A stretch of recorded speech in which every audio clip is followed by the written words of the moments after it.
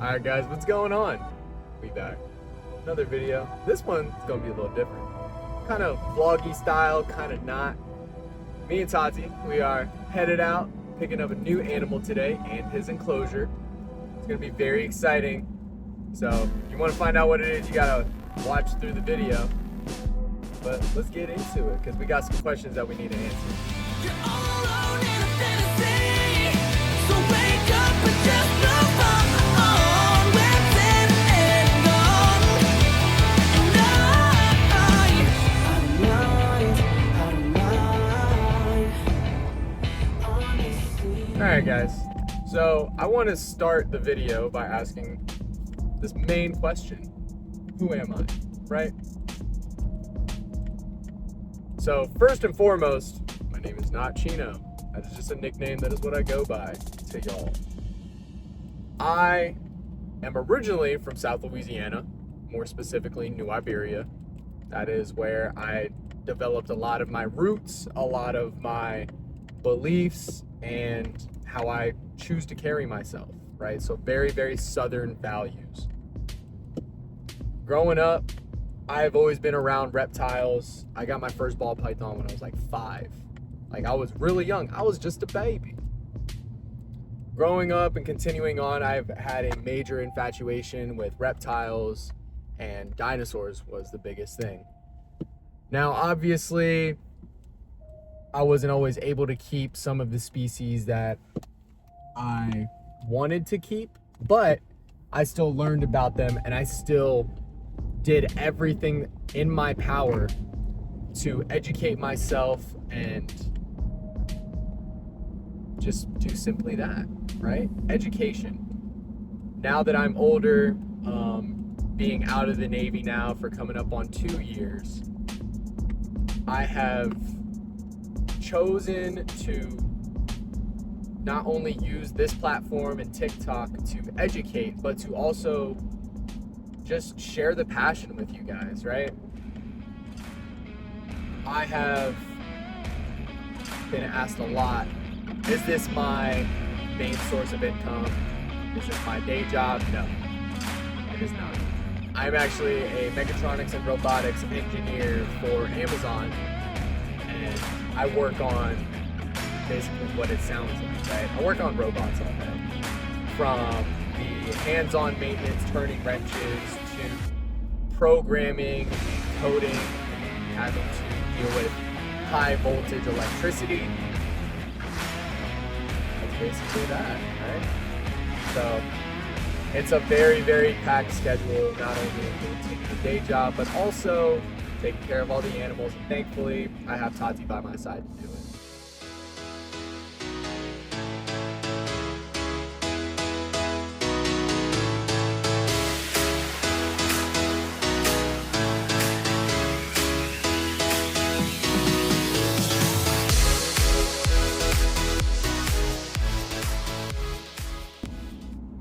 Another question that I constantly get asked, not even just on TikTok or Instagram, but also at work, is what got you so heavily inspired to work with these animals and venomous, right? And the simple answer is, growing up, you know, we had Animal Planet, we had the Discovery Channel, we had all of these amazing influencers like Steve Irwin, Jeff Corwin, that were going out there and not only talking about reptiles, but they were talking about some of the, you know, unknown mammals that were so new to the world. Like, people knew about them, but us as kids, we were just watching Animal Planet, and we were like watching, you know, the crocodile hunter wrestle and tag, you know, crocodiles in Australia, and traveling the world, and it seemed amazing. Then as I got older, I realized that we are so small, and nature is such a beautiful thing. Like, when you actually break it down, how even us as humans have evolved as a species, it is so eye-opening. And then you take it a step further, and then you look at reptiles, how they have evolved over millennia, right? We're not even talking about like 100, 200 years. We're talking about, you know, even all the way back into to dinosaurs. Like I said, like, they're amazing.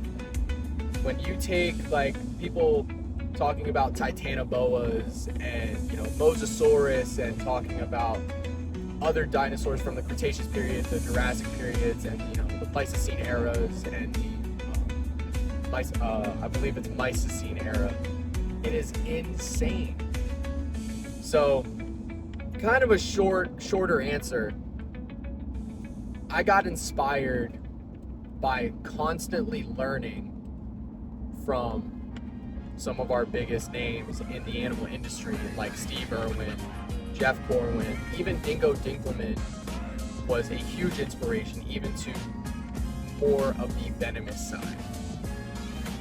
And if it weren't for them, we wouldn't have such a heavy base into appreciating reptiles.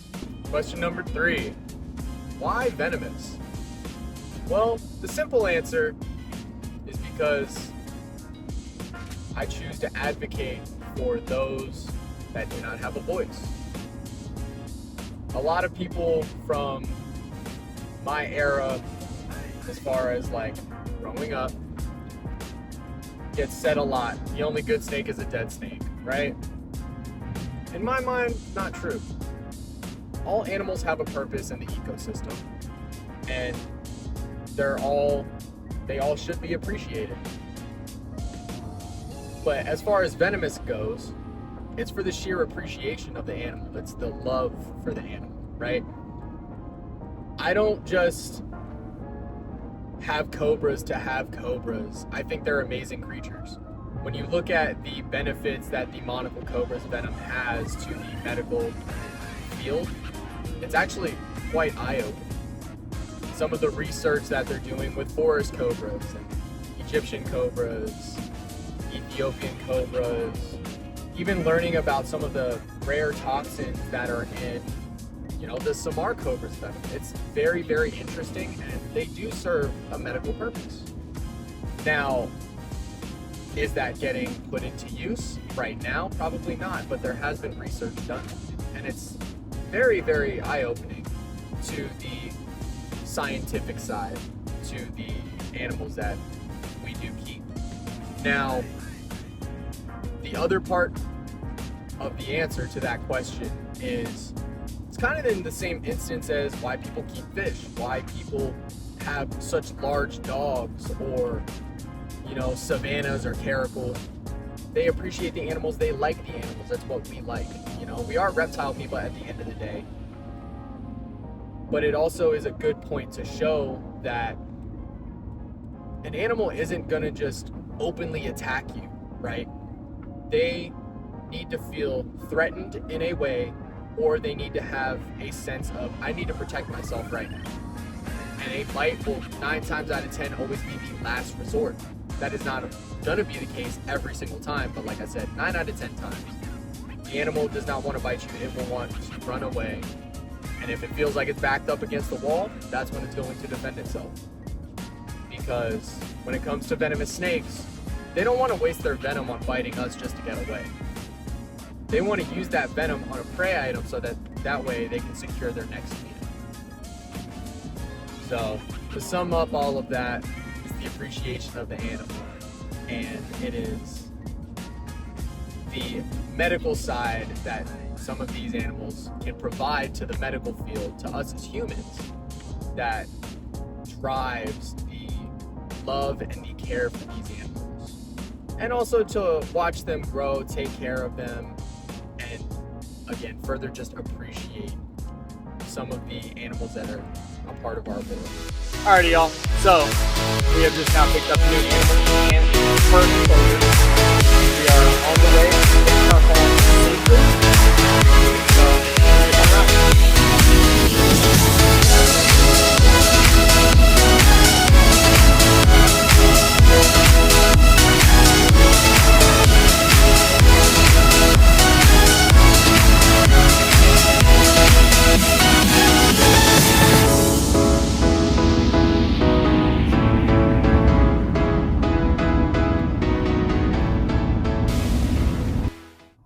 The next question to be answered: do you get scared? The short answer is no. The reason why I do not get scared is because I fully understand what these animals are capable of. I've also come to terms with the outcomes if something does go wrong or if I mess up, right? Ultimately, working with the venomous snakes, working with these dangerous lizards that we have, like the croc monitor or the white-throated monitor, very well, you could get seriously injured, need muscular reconstructive surgery, and or lose your life. That is the biggest thing to remember when working with these animals. At the end of the day, they are wild. At the end of the day, they do not want to be messed with. But what the reptile hobby has come to, where we keep these animals and we desensitize them and habituate them to human interaction, they then become accustomed. That's why on other social media platforms you see these large black dragon Asian water monitors, crocodile monitors. You even see Komodo dragons being able to be picked up. Right? This is all with the same mindset that we could very well lose our lives and get seriously injured. But our love and passion for these animals drives them. The biggest thing to remember is all of us that do it, there is a healthy line of respect. We are able to look and see how an animal is responding to our movements and our interactions, and we move accordingly based on them. So this isn't just, I'm going to go in, I'm going to do whatever I want to do with these animals, I don't care. This is an attempt to habituate them and work with some of these amazing creatures that the world has given us. Alrighty, so now that we've got the longer-winded questions out of the way, we can move on to the lighter-hearted, funnier stuff. Another question that I get asked a lot, what is your favorite animal? What is your favorite snake that you eat? And I want to kind of break this down, right? My favorite animal overall is actually a hippo. They're tanks. They're funny looking. They're goofy. I just think they're cool, right? Hippos are sick. There's like almost nothing that can mess with a hippo. I don't think there is anything that can mess with a hippo. They're fire. My favorite reptile that we eat has to be the crocodile. Working with her and the interaction that we've been able to have and the bond or respect for one another that we've been able to develop has just given me so much joy to work with. Like it's a feeling that I can't even describe because it's just amazing. That's the only word that comes to mind. And our favorite snake that we keep, well, my favorite snake that we keep is Kaido, the king cobra. That boy is, look, for lack of a better term, that's my dog. I love him. Ever since we got him, it's been working with him, and it's just been nothing but amazing. Another question that's been asked more recently, what animal do you want to get that you do not have? Right? And why? Well, I can't really give you one, but I will give you guys 3 that are high priority on my list that I really want to keep, but they are, well, 2 of them are very, very expensive and almost not in circulation. And the other is, again, just very expensive. Number 1, Mengshan pit viper. If you guys remember early on from our videos, we had Sanami, Mengshan pit viper. Fortunately, we lost power during a heat wave last summer, and Mengshans need to be kept very cool. They do not thrive in hot temperatures and climates. They come from a mountain range in the Hunan province of China. They need to be kept cold. It was not cold. So unfortunately, he passed on. Number 2 has to be the Chinese sharp-nosed viper, Dynia acutus, right? Or the Chinese moccasin, 100 pacer. They have a plethora of names. Those snakes are gorgeous. They come in a variety of wild type colorations. They come in a albino, T positive, and T negative variations as well. Long story short, they're amazing. They are beautiful and they are very unique looking snakes. And they definitely appeal to my liking. Number 3, the Fea's Pit Viper. Fea's Pit Viper, Azemiops fay, or Azemiops carini are literally unlike any other snake that you will see. They have a striking, lightly colored head, hence the name Azemiops. I believe there's only 1 or 2 other snakes in that genus, and they just have striking colorations. That white colored head and then leading down is a high contrast of black and orange down their body. It's striking, it's amazing. The reason why these 3 are high on my list is because I'm half Chinese. I want to own snakes that are native to not only part of my heritage, but more specifically from where my grandparents are from. They're from the Hunan province. They have shown me pictures of snakes in the town and when they're hiking in the mountains and things like that. It's very, very cool. So those are top 3 on my list right now. Alrighty, y'all. So we are now back home. We finished the drive. New animal is inside safely. She's still getting set up, but we have to build a stand for the new enclosure that we got with her as well. So I have some extra wood here inside of the reptile house. We're gonna go ahead, grab that, pull it out, cut it down to size and what we need. And I'll go ahead and include some building and like time lapses of that.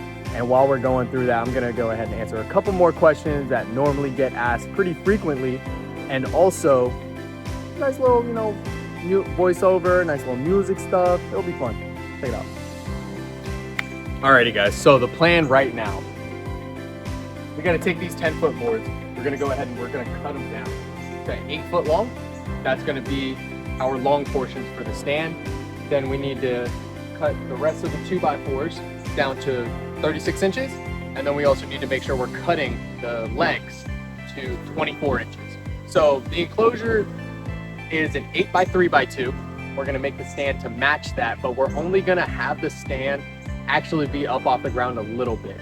So total height, it's gonna be right around 4 foot tall to the very top of the enclosure, which will be able to allow us to sit on the ground and work with the new animal that we just got.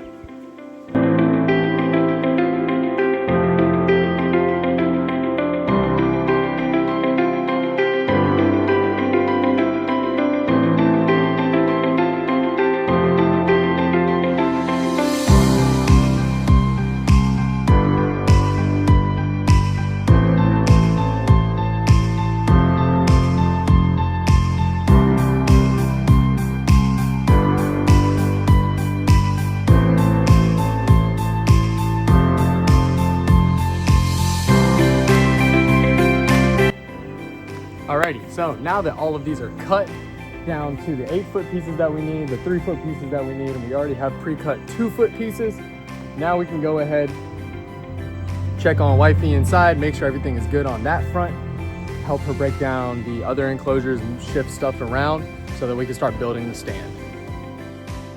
Alrighty guys, it's been a little bit. Me and Tati have been very, very hard at work. Our kitchen kind of in shambles right now because we're moving stuff. This is the secondary reptile room. There is the new enclosure for the new animal. Right now, in the comments, I want you guys to go ahead and drop your guesses as to what it could be. This right here is Roro's enclosure. It's a nice little catio. Roro is our younger green iguana. He's actually in there. And then right here we have some other stuff, not too crazy. And then we also have our young retic down there as well, one of our babies, Dahlia. So now what we're gonna do, we're gonna go ahead and move the substrate in and we're gonna time lapse setting up the rest of this enclosure.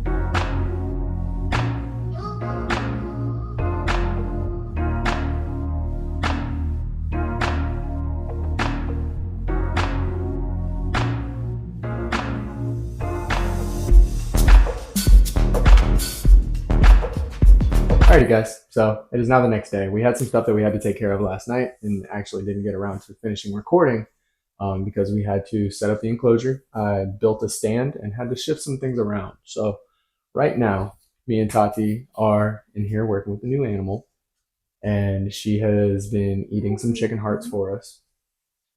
So this is Tati's animal. This is going to be her project. This is her walk. You know, it's Good job. it's going to be a very, very long journey with her, but she's doing really good because she's already eating from the tongs. Now this is Tati's, let's see, third species in this family. So it's going to be very, very fun. And her big thing is she likes to say they have matching eyeliner. You'll do. So this is Varanus coming eye, right? A coming eye water monitor. You guys may know them as the Philippine yellow-headed water monitor. Varanus coming eye, scientific name, right? Insert picture here. So last night when we were unboxing her, she was actually doing very, very good. And the previous owner mentioned, you know, he didn't ever handle her. He didn't really interact too much. He kind of stayed in his lane. She stayed in hers. They would tongue feed. That was about it. So we're definitely going to take the time and make sure that she gets habituated. And she's being very, very skittish, but she's also curious right now. She's not a super large individual. She's actually about to go into the water bowl, so you might be able to get a peek of her head. Right? She's, I'd say, about 2.5 foot long with tail. She's only about 2 years old. Beautiful specimen, absolutely beautiful specimen. So that is the new animal. I will also insert a picture of her and Tati right here, so that way you guys can see her. She won't be on the lives too much because she's going to take a lot of work to get handleable, get confident, you know. So it's just everything's gonna take some time, right? As you can see right there on the hide, we have a chicken heart there for her. So if she doesn't want to eat from the tongs and she wants to still show her face and go for the food, she can. She's taken, what, 2 chicken hearts from there? 3 from there. 3 from the hide and 2 from the tongs from Tati. And there's also one on top of the wood over the water. So to talk a little bit about the enclosure, it is 8 foot long, 3 foot deep, and 2 foot tall. It is a very, very good size for this monitor. As she gets bigger, she is going to need an upgrade, so we will be doing something for her. But yeah, it's going to be very, very fun. One funny thing about her, she loves to people watch. Again, a very curious animal, you know, and just an absolute specimen. Like, she is quality. You can tell by looking at her. And she was bred, her parents, stunners, and she is an amazing animal. But like I said, it's going to take some time. And hopefully we can get you guys some pictures and videos of her as the process goes along and show you a little bit more with her enclosure as she settles into it.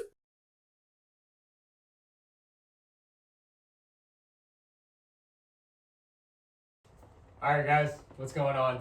So we are currently in this setting right now because I was scrubbing through the footage one last time to make sure the YouTube video was going to be good to post after going live, and I just realized we didn't properly film an outro for you guys. So at this point, you guys have already met Mira. She is set up inside. It has now been a couple of days. She's settling in well. She's eating from the tongs. She's doing her thing. Still kind of skittish, but you know, nonetheless, she's coming around, right? Now, hopefully you guys enjoyed this video, and thank you so much for making it this far. If you made it this far, in the comments right now, what should our next video be? What would you guys like to see? Do you guys like the cleaning videos, the informational stuff, the vlog style sort of videos? Do you like the Q&As? Let me know. We're always down to answer questions, and we try to be as active as possible in the comments. So until next time, guys, y'all remember, like, comment, share, and subscribe. And go ahead and show some love to our other social media platforms as well, like TikTok and Instagram. And we'll see you guys on the next one. I don't mind.